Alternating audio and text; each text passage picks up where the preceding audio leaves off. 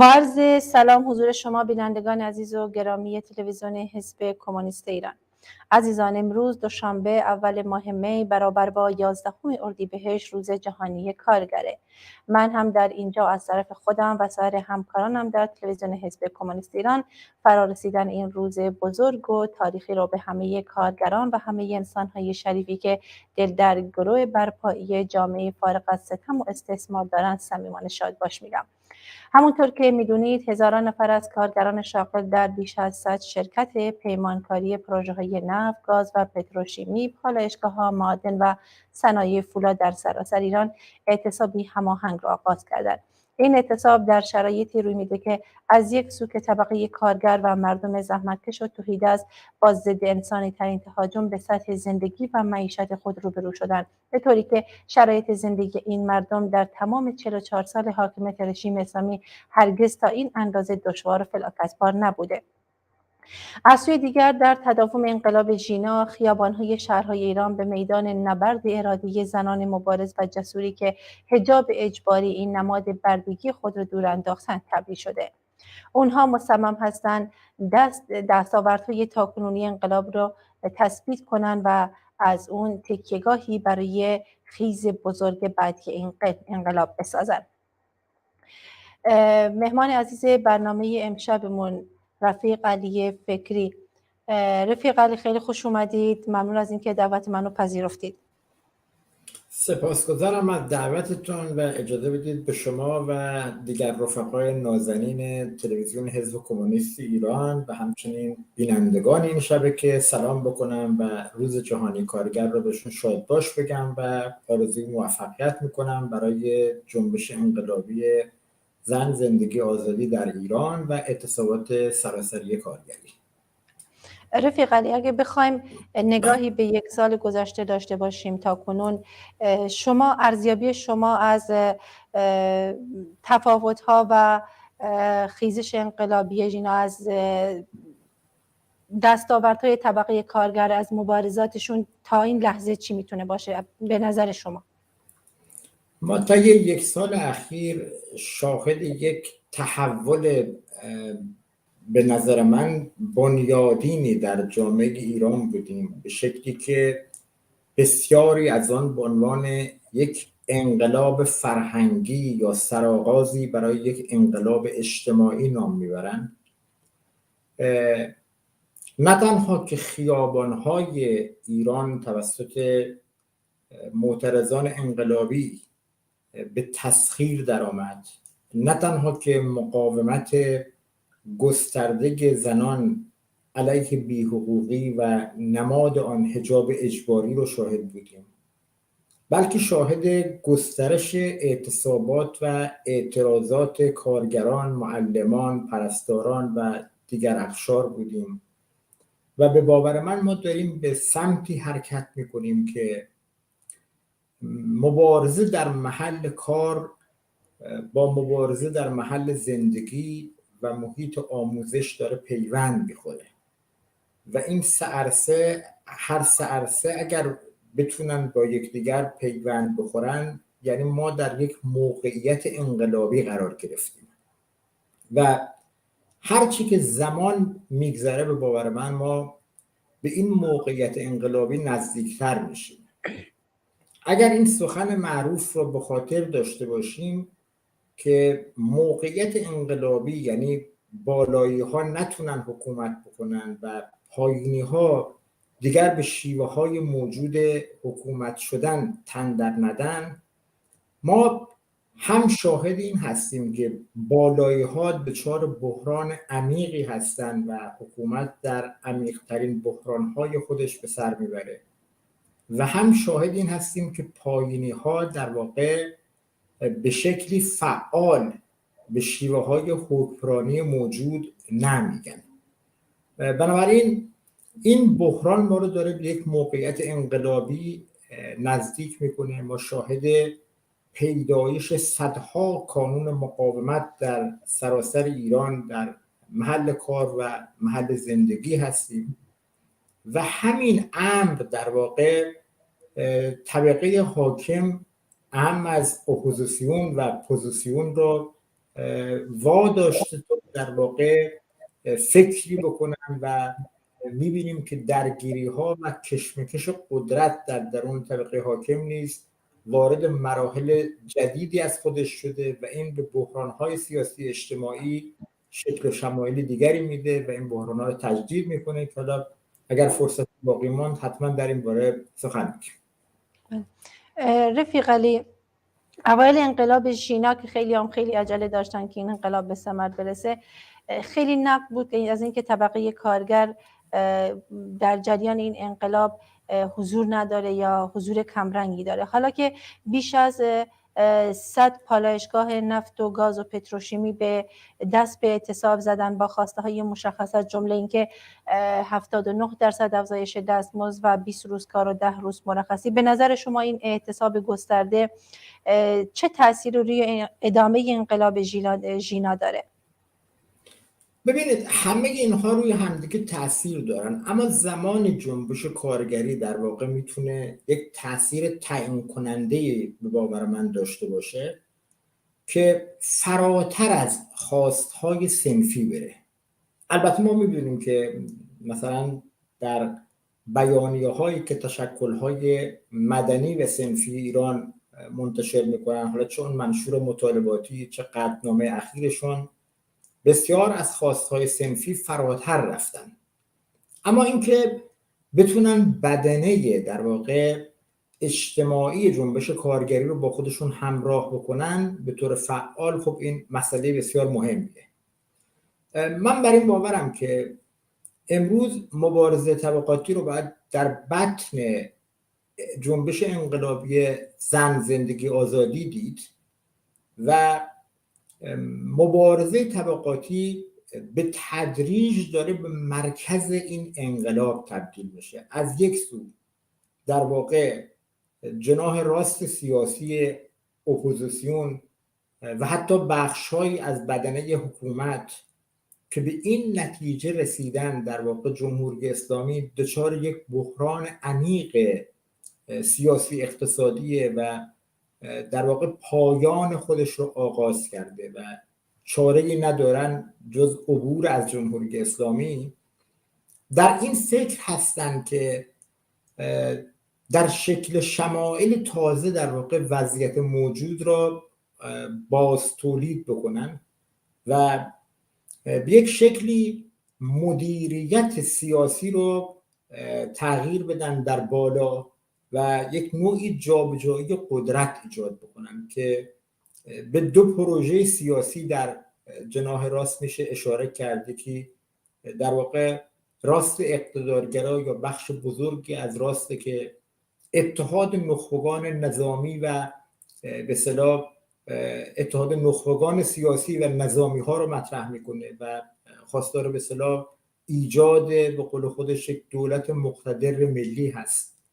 بخش دیگری از جناح راست به اصطلاح روی انقلاب‌های رنگین یا انقلاب‌های لیبرالی در واقع تمرکز میکنه که حالا با به رسمیت شناختن پاره‌ای از حقوق لیبرالی، آزادی‌های لیبرالی به صورتی محدود در واقع قدرت سیاسی رو همچنان در کنترل داشته باشن و درست در تقابل با این یک چپ اجتماعی داره شکل میگیره، چه در داخل کشور و چه در خارج از کشور جریانات و فعالان چپ دارن به یکدیگر نزدیکتر میشن و به همایش کل میتونیم اشاره بکنیم و این چپ اجتماعی در واقع خواستار یک تحولی بنیادین در جامعه هست.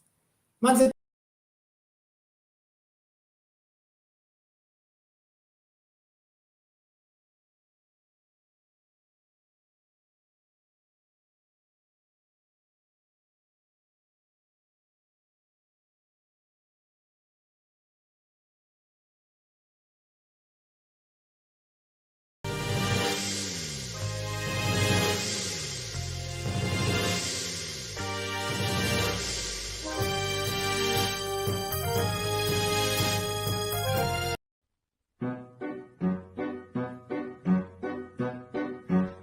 شرقی غمگین وقتی افتم تو رو دید تو شهر بارونی باید تو پیچید شب راهشو گم کرد که سوی تو گم شد زن زندگی آزادی توی عالم پیچید شرقی غمگین تو مثل کوه نوری نزار خورشیدمون بمیره تو مثل روز پاکی مثل دریا مغروری نزار خاموشی جون بگیره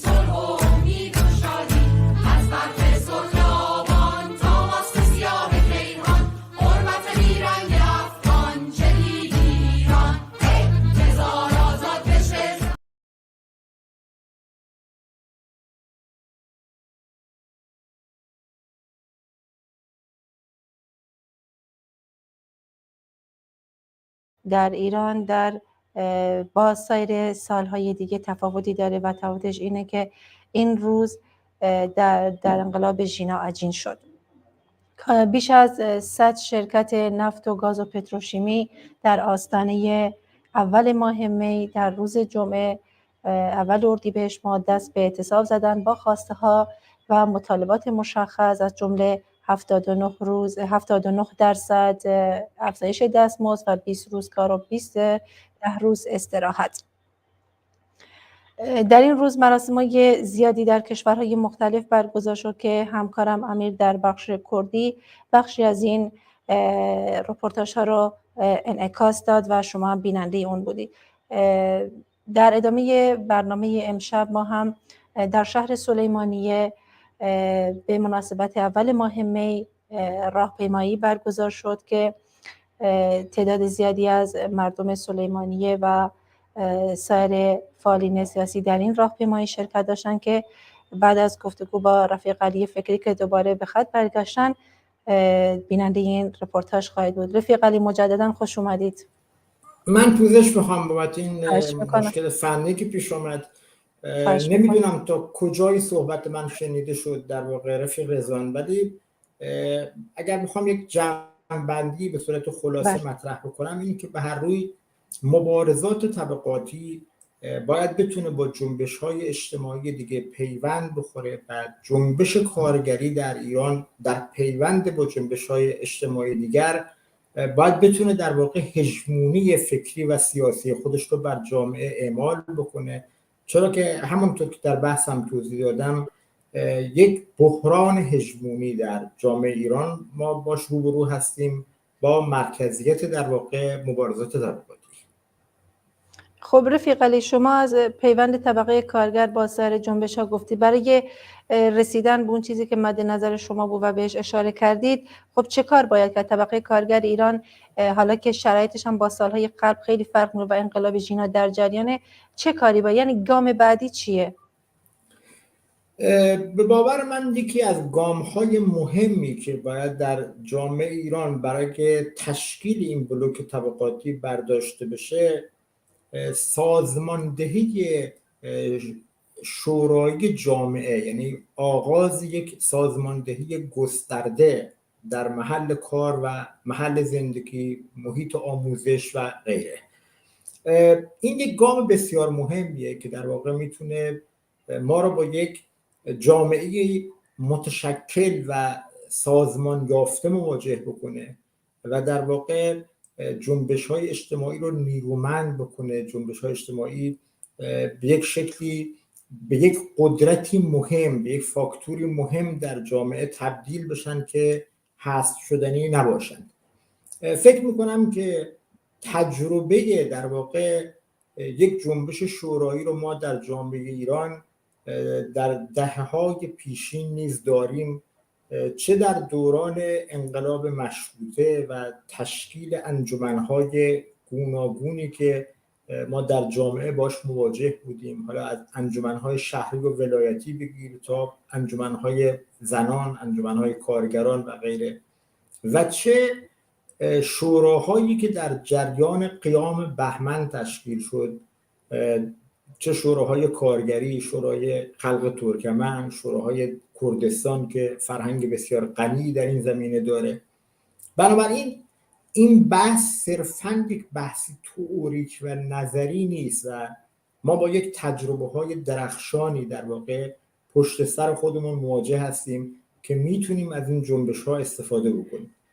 اگر این اتفاق در عرصه سازماندهی بیفته و همونطور که گفتم جنبش کارگری فراتر از در واقع مطالبات صنفی خودش حرکت بکنه، با یک نگاهی بلند مدت‌تر حرکت بکنه، ما شاهد پیوند جنبش‌های اجتماعی مترقی در جامعه خواهیم بود و بنابراین در آن صورت به باور من ما میتونیم سخن از پیدایش یک چپ اجتماعی نیرومندی در جامعه ایران بگوییم که به این سادگی در واقع حذف شدنی نیست و میتونه مهر خودش رو بر تحولات سیاسی اجتماعی بگذاره.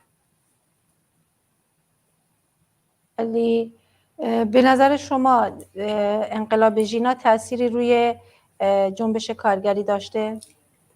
100%. ببینید، یک نامه 2 نفر از رفقای جنبش کارگری، رضا شهابی و یک رفیق همکار دیگهشون، از زندان منتشر کردن، خطاب به نسل دهه 80. نامه بسیار خوب و خواندنیه و در این نامه به خوبی آنها توضیح دادن و نوشتن که در واقع چه تأثیراتی رو در واقع از شجاعت این جوانان جنبش کارگری گرفته.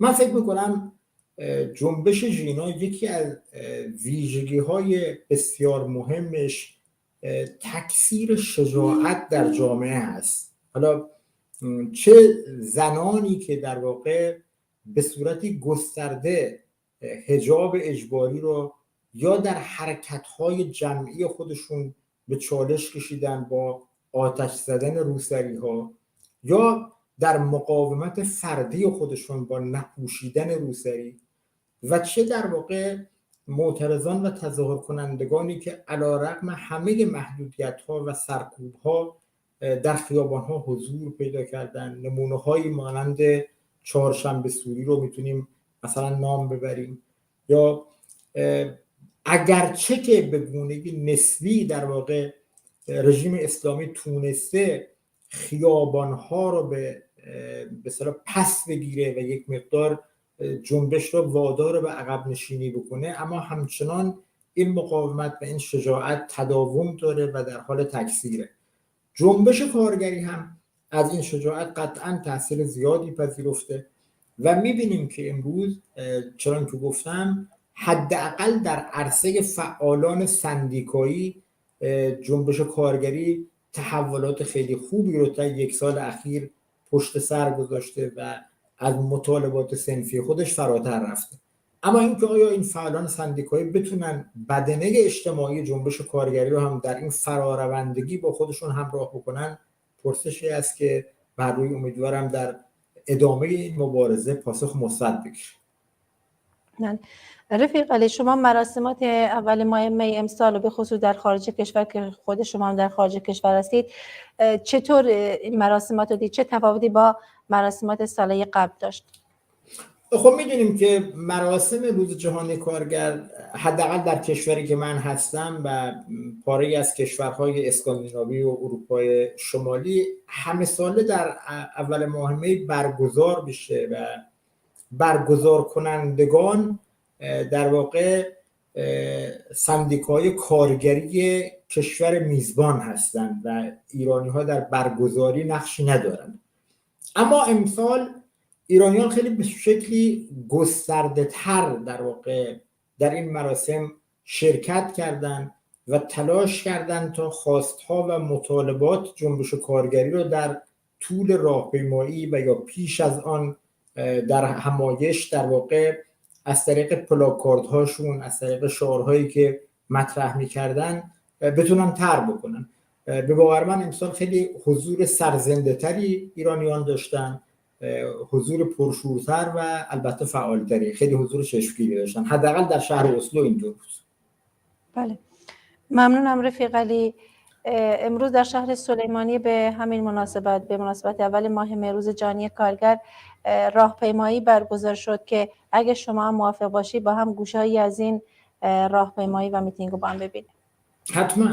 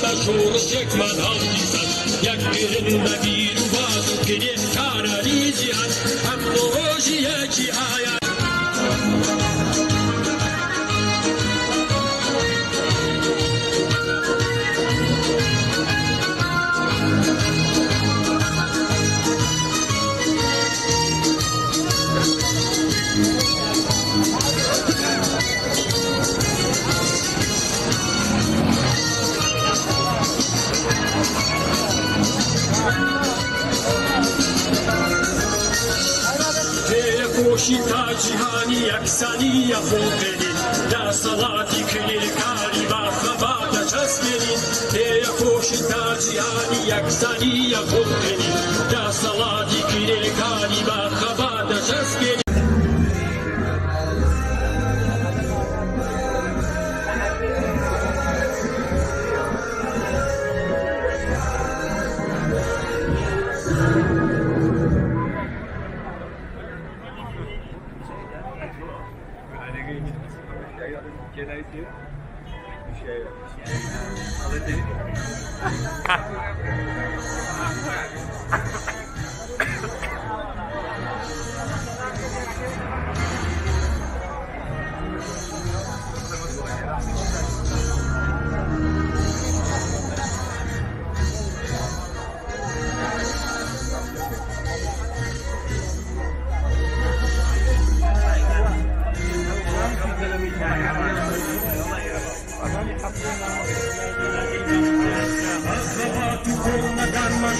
شكمل هونيسان يكرن بديد باز بني كارانيزيان بخبات فوقنا مشهور شكمل هونيسان يكرن بديد باز بني كارانيزيان أكبروشيا كي آيانا Hemen yara asuya zadi Rızgari seni küle kara Tari mergi sermaye dari Akborojiya ki ayara Hemen yara asuya zadi Rızgari seni küle kara Tari mergi sermaye dari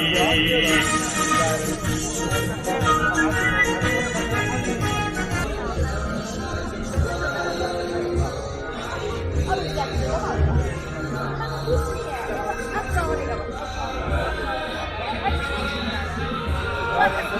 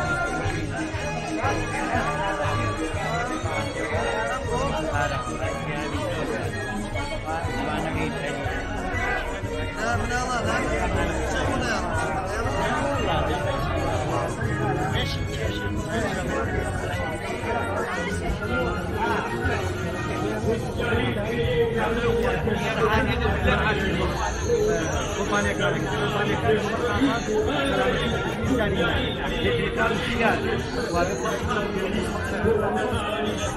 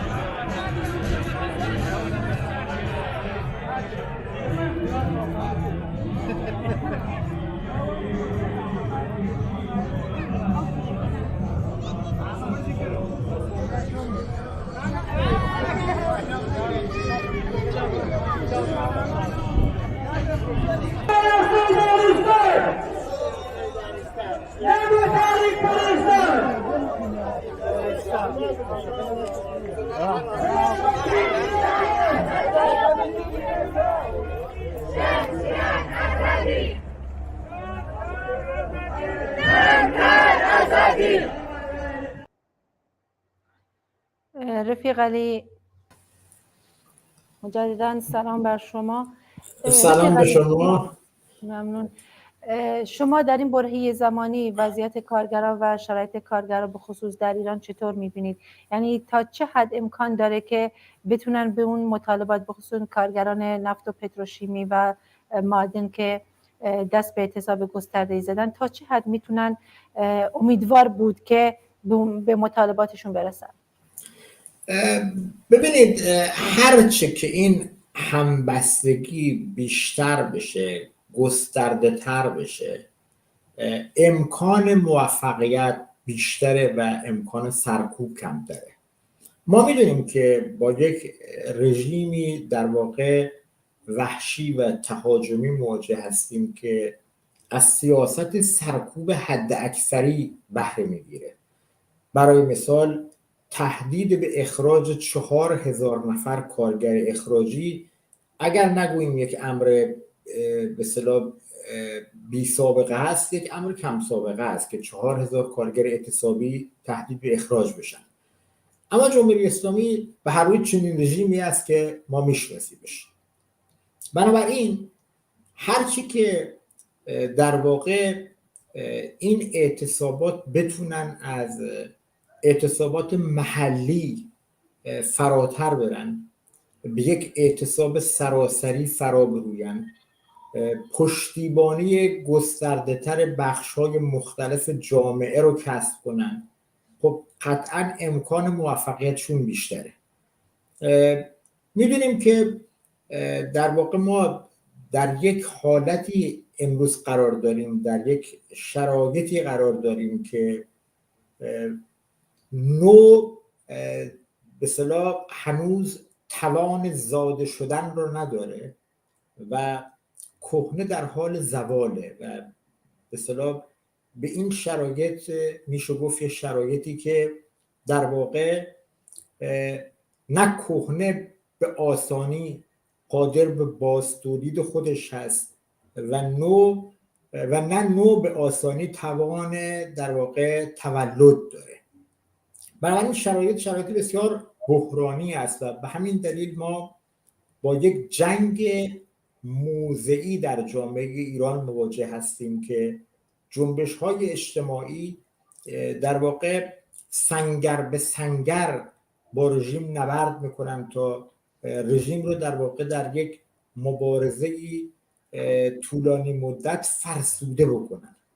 بنابراین اعتصابات حتی اگر توسط رژیم به طور لحظه‌ای سرکوب بشن و به عقب رانده بشن یا به یک نوعی توافق میانی مثلا برسن و پاره‌ای از امتیازات و مطالبات صنفیشون برآورده بشه، در هر صورت این اعتصابات در کنار اشکال دیگر مقاومت مردمی ادامه خواهد داشت و به نظر من این جنگ موضعی در واقع حاکمیت جمهوری اسلامی و توان سرکوبش رو بیش از پیش فرسوده میکنه، ضعیفترش میکنه و در واقع چنان که در آغاز بحث گفتم پایان جمهوری اسلامی به باور من آغاز شده و به نظر نمیرسه که جمهوری اسلامی بتونه از بحران‌های موجود در واقع به آسانی خارج بشه.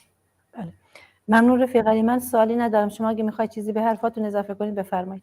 منم روز جهانی کارگر را یک بار دیگه به شما شادباش میگم، به رفقایی که صدای منو میشنون و این تصویر رو میبینن شادباش میگم و به هر روی امیدوارم که فعالان چپ انقلابی خارج از کشور هرچه بیشتر به یکدیگر نزدیکتر بشن و به این جبهه گسترده در واقع کار و زحمت، به جبهه گسترده مردمان فرودست که در حال تشکیل شدن هست در ایران بهشون بهتر یاری رساند و در واقع به وظایف خودمون بتونیم عمل بکنیم. سپاسگزارم از شما.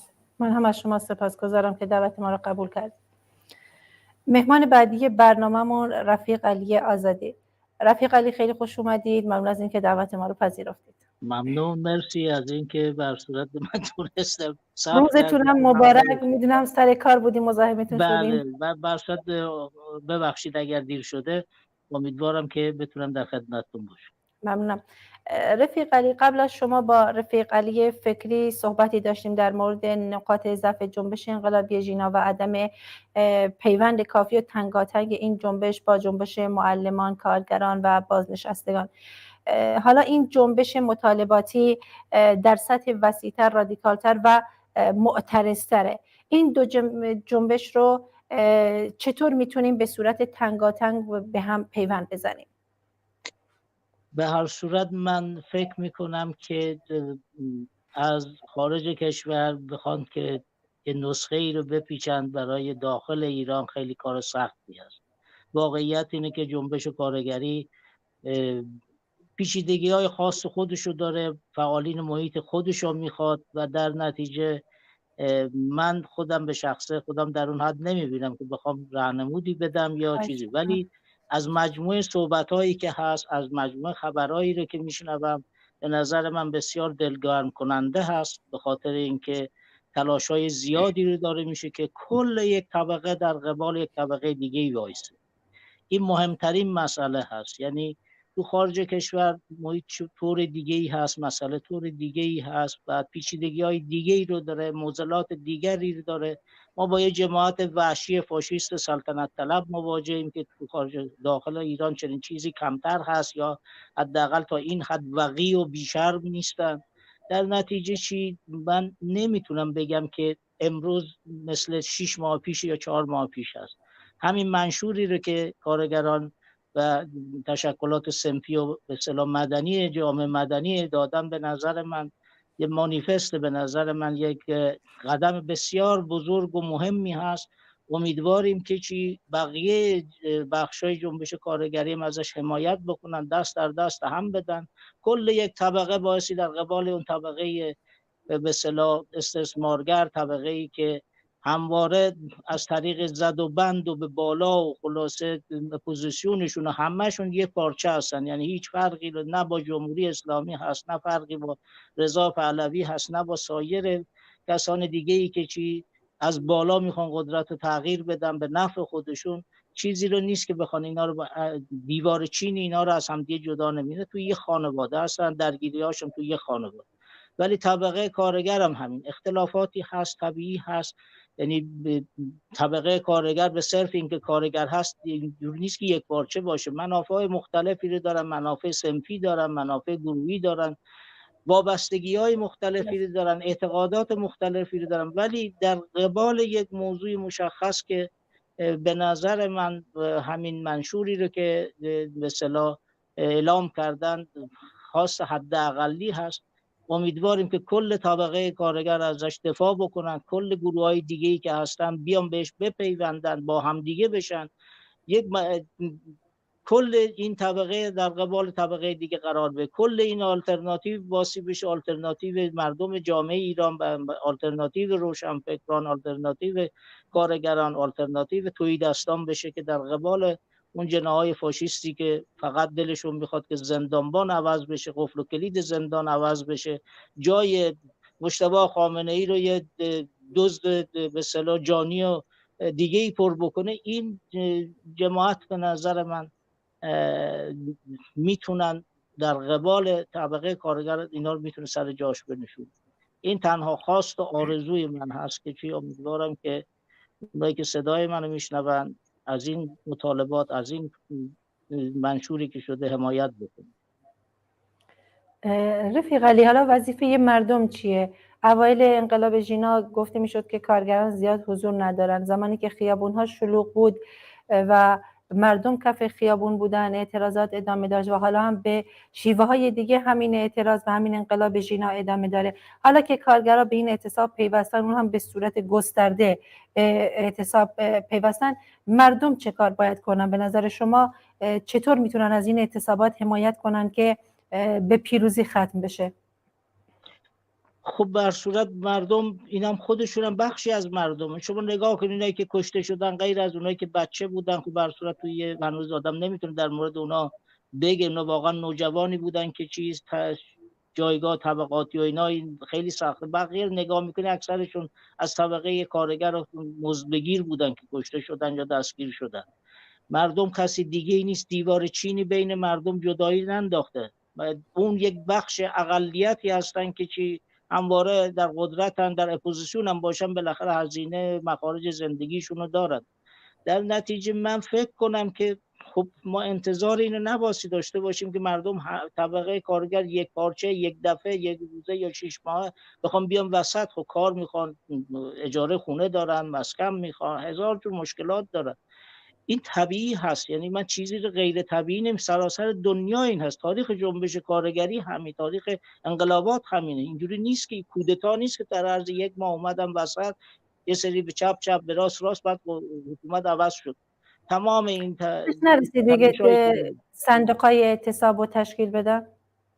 صندوق‌های اعتصاب به هر صورت امر ضروری هست، یعنی چیزی هست که ما باسی انتظار اینو داشته باشیم. من فقط یک کلام بگم، ما الان من تو این دانمارک هستم، صندوق اعتصاب این اتحادیه ها سر به میلیاردها میزنه، یعنی بحث بر سر یک روز دو روز نیست. اینا اگر بخوان اعتصاب بکنن میتونن 2 ماه 3 ماه دوام بیارن بدون اینکه اصلا کسی مشکلات اقتصادی رو تحمل بکنه.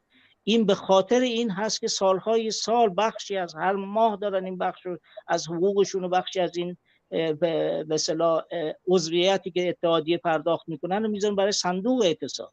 در نتیجه حتی اگر خالی هم بشه باز اتحادیه‌های دیگه هستن، اگر خالی هم بشه از کشورهای دیگه اتحادیه‌های دیگه به دادشون میرسن. ما واقعیت خودمون اینه که توی ایران که خب مردم نمیتونن مثلا صندوق اعتصاب تشکیل بدن بعد بگن این صندوق میتونه 1 ماه 2 ماه ادامه داشته باشه. طبیعی هست این شکلی از مبارزه و گریز و به قول معروف یورش هست. خب بخشی رو آدم بایستی به اصطلاح توی جمع‌آوری بکنه. من نمیگم که ضرورته، ولی این نیست که ما بگیم که امروز اقدام بکنن پس فردا میتونن حتما این کارو بکنن و پول کلانی بیاد. کجا؟ تو کدوم حساب میخوام بریزن؟ کجا میخوام بریزن؟ هر جایی که نه انگشت بذارن چی رژیم مصادره میکنه. رژیم حتی اجازه نمیده که تو خارج کشور برای بستگانشون پول بفرستن. در نتیجه هیچ چیزی رو نداره. ما نباید روی فقط رو صندوق وایسیم بگیم که چرا صندوق درست نمیکنم. اونایی که الان اعتراض کردن چندین روز هست، اون مغازه‌دارایی که اعتصاب کردن در همین کردستان نزدیک 2 ماه 3 ماه بودن، هزینه‌شون از کجا تامین کردن؟ از صندوق اعتصاب تامین کردن. هر جای فونکسیون خاص خودشو داره، هر جای عمل خاص خودشو. من ضرورت این امر رو میدونم، مهمه و بایستی براش کار بشه، براش بایستی متشکل شد، بایستی یه صندوقی رو داشته باشه، اتحادیه داشته باشه که این پول بریزه به صندوق. مگه میشه با این پولا رو توی جیب کی بریزن؟ کی به کی میخواد خب رفیق علی، تا وقتی که صندوق اعتصاب تشکیل نشده، به نظر شما خودتون هم اشاره کردی که کارگران زیر فشار قرار دارن.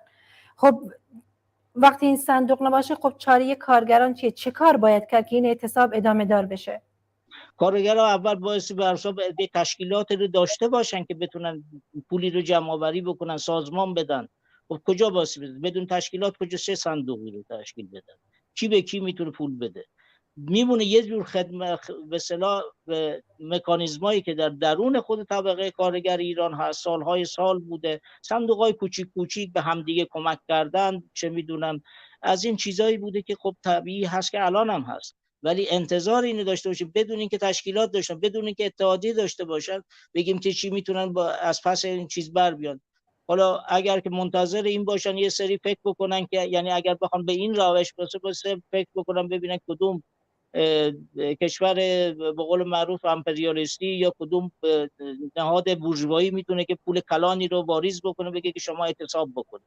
همون کاری که زمان شاه بازار کرده برای ادامه اعتصاب برای شرکت نفت. و چنین چیزی به درد کسی نمیخوره. اینا یه لقمه اگه بدن 50 تا لقمه میخوان از سرش بکنن.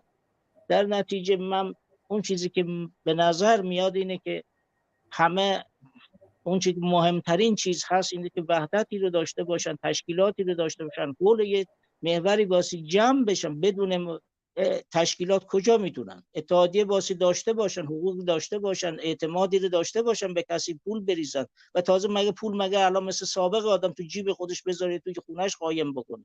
هر جایی که بانک میذارن، هر جایی که میذارن خب مصادره میشه، این دزدن. اینا چیزی رو به رسمیت نمیشناسن. این چیزی که تو مکانیزم داخل خود طبقه کارگر هست، تو داخل کارخونه ها هست، تو داخل روابط اجتماعی اونا هست، سالهای سال هست که با این روش دارن زندگی میکنن. صندوق قرض الحسنه میذارن، صندوق قرض الپسنده میذارن، انواع اقسام چیزایی میذارن برای خودشون دارن کار میکنن. یعنی ما انتظار اینه که ما فکر بکنیم که میشه مثلا با یه صندوقی رو درست بکنن، بعد صندوق پول بریزن توش، بعد پول داشته باشن که اعتصاب بکنن. به نظر من در قبال یک طبقه خیلی خلاصه و کوتاه، چون وقت برنامه‌مون داره تموم میشه، خلاصه کوتاه به من بگی با توجه به توضیحاتی که خود شما هم دادید، خب آینده اعتراضات و مبارزات جنبش انقلابی و جنبش مطالباتی رو شما چطور میبینید؟ من فکر میکنم که روی غلطک خودش افتاده، الان جمعی تر شده، الان بیشتر شده، اعتماد به نفس بیشتری رو پیدا کرده، به اضافه اینکه چشمانداز روشنتری هم داره. چشم امیدش هم به خارج کشور الحمدلله، اونم که چی دیگه بستن، احتیاجی رو نمیبینن که کسی از بالا برای اینا بتونه قدرت جابجا بکنه. این شرایطیه که شرایط بسیاری از جاها، ما فقط چیز نیست بگم که فقط توی شرایط ایران، بسیاری از کشورهایی که با همین شرایط دیکتاتوری و خفقان روبرو بودن همین شکل هست. هیچ جایی رو در زمان فاشیسم نتونستن. توی آفریقای جنوبی سالهای سال مردم تلاش کردن بدون اینکه حتی یه اتحادیه به قول من رسمی داشتن. منتها فرقش این بوده که اونجا توی یه محیط دیگه‌ای زندگی می‌کردن که هرگز سفیدا اونجا نبودن و سیاها برای خودشون زندگی دیگه‌ای رو داشتن. ولی به هر صورت من امیدوارم که همین چیزی که هست و حمایت بشه. خارج کشورم اگر واقعا میخوان، توانایی اینو دارن خارج کشور که بتونن کمک مالی بکنن، کمک تدارکاتی بکنن. اگر که چی فقط حرف نزنن، اگر فقط عمل بکنن، به نظر من این توانایی رو دارن که بخشی از این مسائل رو حل بکنن، حداقل برای ارگانیزه کردن اونا، سازماندهی اونا، مقدماتی رو فراهم بکنن که اونا بتونن خودشون رو جمع بکنن، دفتری داشته باشن، جایی رو داشته باشن، کاری رو داشته باشن، کسانی رو داشته باشن که به شکل حرفه‌ای بتونه کار رو پیش ببره. این خارج کشور این توان به نظر من داره و میتونه، اگر که طبقه کارگر برای خودش متشکل بشن در داخل ایران، متحدین قوی هم دارن در خارج از کشور که بتونن رو کمک بکنن. ممنون رفیق علی، مجددا روز کارگر رو به شما هم که سر کار بودیم و مزاحم شما شدیم تبریک میگم. من امیدوارم که اعتصاب کارگرها به نتیجه‌ای برسه، موفقیت آمیز باشه و بزرگترین آرزو این هست که همه کارگران، چه حالا حول و حوش منشور، چه حول و حوش تشکلات دیگه، اتحادیه، شورا، هر چیزی رو که هست، یک جمع واحدی رو تشکیل بدن، بتونن اون اراده و قدرت طبقاتی خودشون رو نشون بدن. بله، ممنونم از اینکه دعوت منو قبول کردید و شرکت کننده این برنامه بودید. ممنون از شما شنوندگان شما. موفق باشید. بله عزیزان، به مناسبت روز جهانی کارگر با همکارانم به شهر سلیمانیه رفتیم و با تعدادی از کارگران مهاجر گفتگوی داشتیم در مورد روز کارگر که توجه شما رو به رپورتاژ کوتاه از این گفتگو جلب می‌کنم.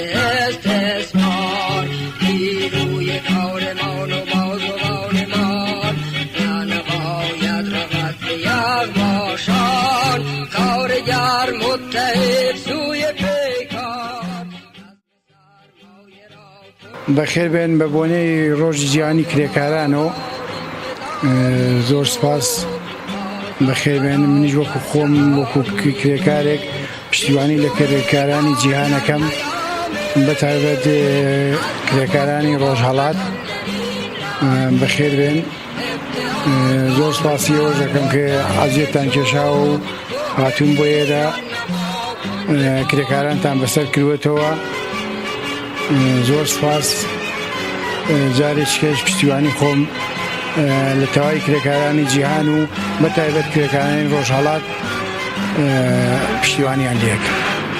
سلام و درود میفرستم خدمت بینندگان عزیز تلویزیون حزب کمونیست ایران. من هم به نوبه خود و به عنوان عضوی از جامعه کارگری ایران در دیار غربت این روز را به همه کارگران جهان تبریک میگویم و امیدوارم که روزی برسد که با اتحاد کارگران جهان ما نظام سرمایه‌داری را سرنگون کنیم و به خواسته ها و حقوق کارگری خود برسیم. جا دارد به مناسبت این روز در رابطه با انقلاب زن، زندگی، آزادی تمام کارگران ایران و کارگران کردستان، اتحادیه های کارگری و اصناف کارگری با هم متحد شده و گامی نو و فصلی نو در خیزش زن، زندگی، آزادی در روز یک می امسال ایجاد کنند و با اتحاد هرچه شکوهمندتر به پیشواز این روز جهانی و برگزاری مراسمات آن بروند تا شاید بتوانیم هرچه زودتر سرنگونی رژیم جلاد و خونریز جمهوری اسلامی. من از طریق CBI امروز 1 می روز جهانی کارگر را به تمام کارگران جهان بخصوص کارگران ایران تبریک عرض می نمایم. من به نوبه خود از تمامی اعتصاب کارگران پتروشیمی گاز و نفت و معلمان و بازنشستگان پشتیبانی خواهم کرد و از کلیه مردم ایران میخواهم در این روز پشتیبانی این اعتصابات باشند. سلااو ڕێزمەست بۆ تلڤیزیۆنی حزبی کۆمۆنیستی ئێران کە زەحمەتیان کێشاوە هاتوون بۆ ئێرە. من سەلیم محەممەدی خەیات پێم خۆشە ڕۆژی کرێکار تەبریک بێژم بە هەموو کرێکارەکانی دنیا، کوردستان، ئێران و پشتیوانی خۆم ڕاگەێنم بە کرێکارانی مانگردووی پترۆشیمی، زەوباهەن، نێشەکەری حەفتەپە. هیوادارم خەڵک پشتیوانیان لێکە، هیوادارم خەڵک بەدەم داواکاریەکانیانەوە بچن و هەروەها پشتیوانی لە معلمان لەم ڕۆژانیشا کە لە هەواڵەکانە بیستومانە ئیستا کرێکارەکانی خەستەخانەکانی ئێران و کەمانیان گردووە. هیوادارم خەڵک هەر کرێکارەکان نەوەن، هەر پەرستارەکان نەوەن، خەڵکیش پشتیوانیان کا چۆن ئەمانە جیلێکی زەحمەتکێشی کۆمەلگان کە زەحمەتە کێشن بۆ کۆمەلگایش پشتیوانیان کا کە بتانن بگەینە حەق و مافەکانی خۆیان.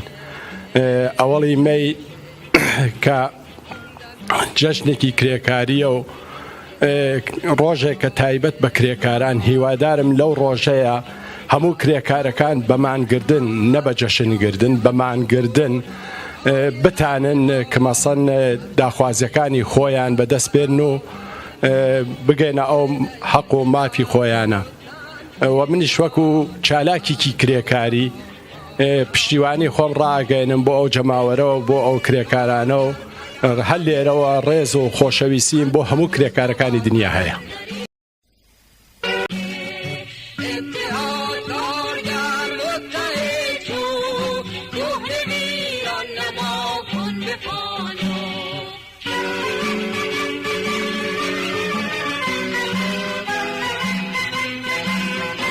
روز جهانی کارگر و تمام کارگرای ایران و کردستان و تمام کارگران جهان تبریک میگم. امیدوارم هیچ کارگری تو هیچ چیزی، تو هیچ فقر و چیزی گیر نکنه. از تمام مردم ایران و خصوص کردستان درخواست می نمایم که به احتسابات پالایشگاه و شرکت‌های پیوندند، چون بهترین فرصت برای نابودی جمهوری اسلامی ایران. از تمام کارگران، فعالان کارگری، معلمان همه درخواست داریم که به پشتیبانی نیروهای کارگری بپیوندند و این اعتصابات بهترین فرصتیه برای نابود کردن جمهوری اسلامی و تنها طبقه کارگر میتونه چرخه اقتصادی رو نابود کنه و میتونه چرخه اقتصادی رو به سمت بالا بکشه. پس همه با هم پشتیبان کارگران باشیم که بتونیم متحد و همدیگر رو داشته باشیم. تنها مایی میتونه پشت همدیگر رو بگیریم. سرمایه‌دار همیشه به فکر پول، به فکر سرمایه خودش هست و امیدوارم روزی متحد باشیم و به آرزوهای و خواسته‌های کل طبقه کارگر، معلمان، مهندسان، اونایی که خواسته آزادی داریم برسیم. دوباره روز جهانی کارگر به همه کارگران ایران و کردستان و سراسر جهان تبریک میگم. روزتون مبارک. روشی کرکر پیروز بت. تعيد العمال، نشكر كل العمال يعني اهم شيء هم العمال يعني ما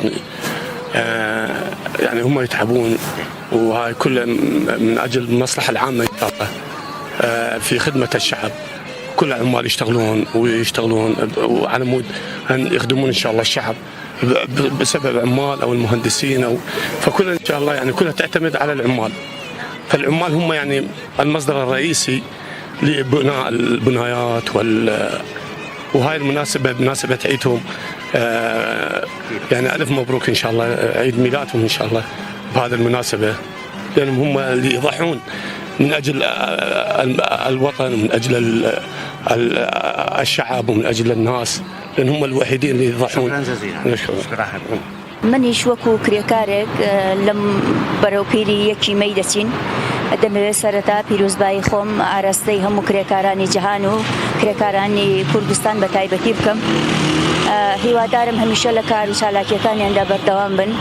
پەیامی منیش لەم ڕۆژەدا بۆ کرێکارانی سەرجەم کوردستان و دەوروبەرەوەیەکە دەبێت هەموو کرێکاران بە تایبەتی لەم ڕۆژەدا یەکگرتوو بین، یەک قسەمان بێ، زۆر پرژ و بڵاو نەبین، چون کرێکاران ئەگە پرژ و بڵاو بن و لە پشتی یەکتر نەبن و بە یەکەوە هەماهەنگ نەبن بەڕاستی بارودۆخەکە بەرەو خراپی دەڕوا و پرژ و بڵاوی ئێمە هەدەفەکەمان ناپێچێ.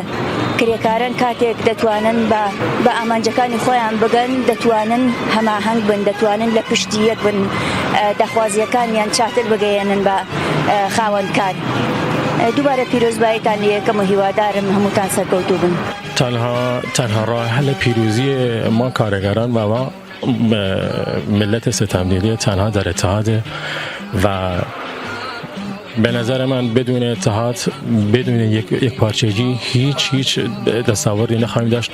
امیدوارم از ته دل این اعتصابات و این قیامی که شروع شده همزمان شده با انقلاب ژینا، امیدوارم که به سرانجام برسه.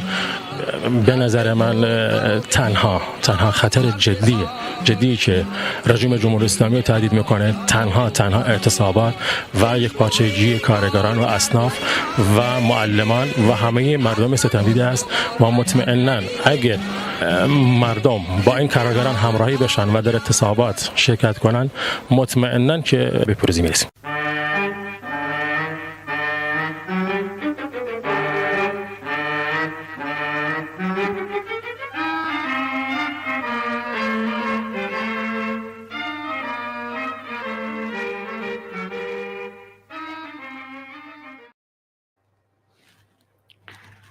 بله عزیزان، کارگران به حکم شرایط عینی که در اون قرار دارن قادرن با به کار انداختن ظرفیت‌ها و قابلیت‌های خود این دنیا رو تغییر بدن. قادرن نظامی رو بنیاد دهن که در اون همه آزاد باشن، همه برابر باشن. کارگر مزدبگیر به موقعیت صاحب کار خود ارتقا پیدا کنه. رشد و توسعه اقتصادی به فراوانی تولید همه نیازهای زندگی منجر بشه و رفاه جای کمبود و محرومیت رو بگیره. هدف تولید نه کسب سود بلکه تامین نیازهای شناسای انسان باشه. کار از صورت اجبار به کار دلخواه از روی اختیار و درک به مسئولیت در قبال جامعه تبدیل بشه. هر کس به هر اندازه که در توان داره کار کنه و به هر اندازه که نیاز داره از امکانات و خدمات برخوردار باشه.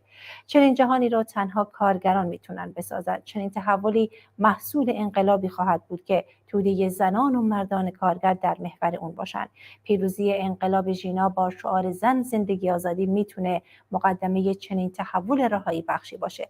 گرامی باد اول ماه می روز اتحاد جهانی طبقه کارگر. بدرود.